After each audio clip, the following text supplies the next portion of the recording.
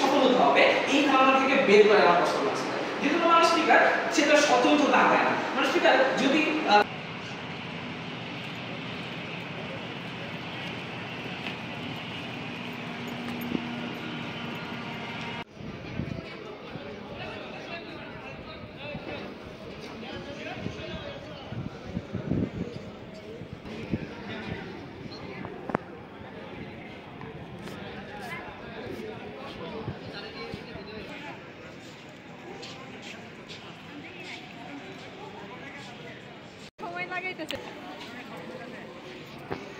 অন্ধকারে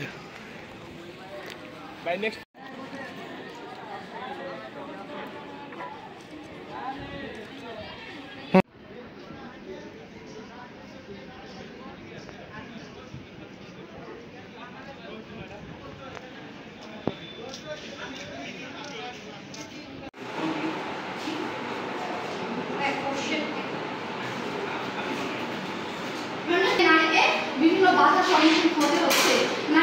নারী সমাজ বলে নারী তুমি পুরুষের মতো কাজ করো, আবার সমাজ বলে নারী তুমি কর্মসংস্থানে যোগদান করো। লিঙ্গ পক্ষপাতের ধারণাকে এখনো ধরে রেখেছে।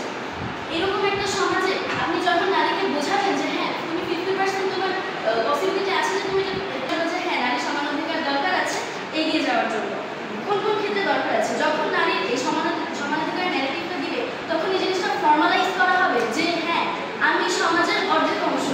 এবং আমাদের বাংলাদেশের জনসংখ্যা অনুযায়ী 2022 সেন্সাস অনুযায়ী বাংলাদেশের সাপেক্ষে একটা উন্নয়নশীল দেশের সাপেক্ষে সমান অধিকার নিশ্চিত করার জন্য যে নারী যাতে কর্মক্ষেত্রে অংশগ্রহণ করতে পারে তার সুযোগ সুবিধা বাড়াতে হবে। তার হচ্ছে যেই নারীরা আমাদের শ্রমশক্তিতে অংশগ্রহণ করছে গার্ডেন সেক্টরে, নারীরা যে সেই কর্মক্ষেত্রে গিয়েছে যার ফলে সে সেফলি বাড়িতে আসতে পারতেছে কিনা সেই নিরাপত্তা আমাদের নিশ্চিত করতে হবে। যখন আমি সমাজ ব্যবস্থা তাহলে সেখানে আমরা জানি না বাংলাদেশের একজন প্রধানমন্ত্রী ছিলেন নারী, স্পিকার ছিলেন নারী, সেভাবে কিভাবে পুরুষটাকে আপনি ফেস করতেছেন যেখানে সেই সম্ভাবনা হারিয়ে ফেললো। আপনি যখন এইগুলো ক্ষেত্রে সমাধান করতে পারেন না, আপনি যখন আপনার আইনের ঠিক কার্যত প্রয়োগ দেখাতে পারেন না, ঠিক সেই জায়গায় আমার আপত্তি। মানুষকে তাই আমরা বলছি এটা আমরা নারী সমাজে যে একটু বেশি অধিকার দেবো যাতে নারীর অধিকারটা নিশ্চিত করা যায়। এই স্পেশাল আর্গুমেন্টগুলোকে কারণগুলোকে এগুলো তো এই জিনিসটা ক্লিয়ার না। ওনারা আজকে ডিবেটটা বলে একটা পরিস্থিতি যাচ্ছে যে আপনারা নারীদেরকে যে যে অধিকারগুলো দরকার সেই অধিকারগুলো দিয়ে দেবেন আর নারীদের নারীরা এগিয়ে আসতে পারে না যতক্ষণ পর্যন্ত আমি সমান অধিকার দিচ্ছি। নারী এবং পুরুষের একটা কম্পিটিশন সেখানে থেকেই যায় এবং লিঙ্গ যখন দিচ্ছি বা একটা কাজে একটা অফিসার যখন সিট যাচ্ছে আমার লিঙ্গ পক্ষপাত করার জায়গাটা আসে জায়গায় থাকছে। আমি আসি সামাজিক আর অর্থনৈতিক উন্নয়নের ক্ষেত্রে। সামাজিক উন্নয়নে 50% মানুষ আছে।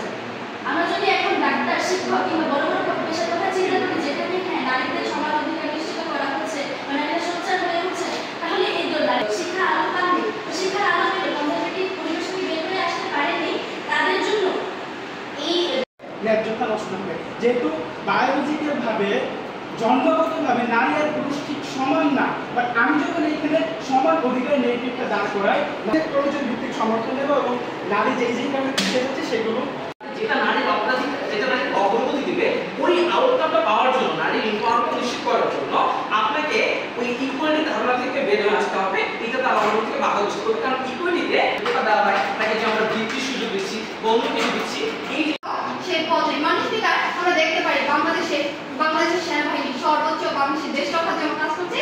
সেখানে নারীদেরকে আগে জেনারেল পদে নেওয়া হতো না, সেখানে শুধু নেওয়া হচ্ছে। এটা কিসের জন্য সম্ভব হচ্ছে? শুধুমাত্র অগ্রাধিকার এবং বিশেষ সুযোগ সুবিধার জন্য। মানুষ বিকার আমরা দেখতে পারি আন্তর্জাতিক বিভিন্ন উদাহরণ। আমরা দেখতে পারি যে মানুষ বিকার জাপানে আইন সমান অধিকার থাকা সত্ত্বেও বিভিন্ন সমস্যার সম্মুখীন হয়। কারণ সমান অধিকার কিন্তু জাপানেও রয়েছে। জাপানে নারীদের অগ্রাধিকার দেওয়া হচ্ছে কেন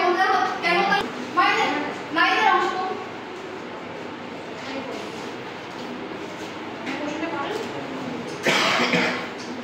নারী নিরাপত্তা, বিচার এবং কাজের সুযোগ দিলে নারীরা কি আসলে পিছিয়ে পড়বে নাকি এগিয়ে যাবে?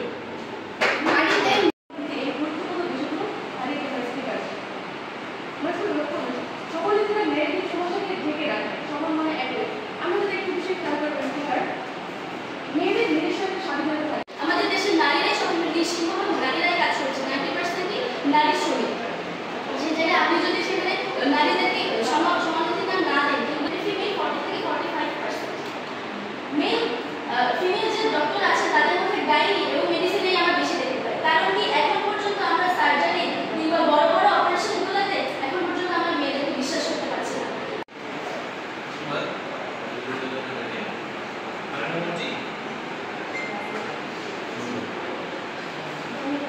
মূল ভিত্তি হলো তার যে অধিকার আছে এই সম্পর্কে তার জ্ঞান থাকা, সমাজের ন্যারেটিভ ছাড়া যেটা অসম্ভব। আমি আজকে আমার কিছু যুক্তি উপস্থাপন করছি। প্রথমত, নারী সমানাধিকার ছাড়া নারীর অংশগ্রহণ সীমাবদ্ধ এবং অসম্ভব। মানসিকতা কি ছিল? নারীগুলো অনেক কিছু অপারেশনের শিকার দিতে কেন? কারণ আপনি চিন্তা করছেন নারীরা অনেক উইক, নারীরা পুরুষদের মতো সমান না, রাইট? নারীদেরকে ঘরে থেকে কাজগুলো করতে হবে। তারপরে কি হয়েছে, একটা নারী যেই মুহূর্তে আর্মিতে যাওয়ার সে ইনসেন্টিভটা ফিল পলিটিক্যাল জায়গাগুলোতে, শিক্ষার জায়গাগুলো, চিকিৎসা জায়গাগুলো, প্রত্যেকটা জায়গাগুলোতে আমার নারী যখন কাজ করবে, নারী যখন পুরুষদের সাথে সমান তাহলে কাজ করতে পারবে বা সমান না করবে যা সেনের চেয়ে বেশি। এখানে কি মাননীয় স্পিকার সমতা আনে নাই? এমনকি সমতা চেয়ে এবং বেশি দেওয়া হচ্ছে। মাননীয় স্পিকার ট্রাইব্যুনাল নিউজ অনুযায়ী দেশের নারীর উদ্যোক্তার সংখ্যা 8 থেকে 10 বছরে। এই কর্মজীবনে অগ্রগতির প্রধান 3টি বাধা রয়েছে: নিরাপত্তা পরিবহন থাকা, কর্মক্ষেত্রে বৈষম্য এবং মাতৃকালীন সুবিধার অভাব। কোথাও নেগেটিভকে প্রধান ভাষা হিসেবে উল্লেখ করা হয়নি, অর্থাৎ বাস্তবে অগ্রাধিকার প্রধান বাধা কোনো কাল্পনিক বা স্পষ্ট বিষয় নয়, বরং শিক্ষানীতি, নিরাপত্তা ও কাঠামোগত দুর্বলতা এটি প্রমাণ করছে দেশের শীর্ষ পত্রিকাগুলো। এবং আমি আমার প্রতিপক্ষকে জানাতে চাই অনেক ধন্যবাদ। কেন আজকের যে সমাজে বসবাস করে না মাননীয় স্পিকার, এগুলো বিভিন্ন দেশের উদাহরণ এবং বাংলাদেশের প্রেক্ষাপট, এগুলো আমাদের বারবার প্রমাণ করে দিয়ে যে বাংলাদেশের নারীদেরকে এগিয়ে যেতে হলে এবং সকল ক্ষেত্রে সকল দিকে আমাদেরকে বিশেষ সুযোগ সুবিধা দিতে হবে।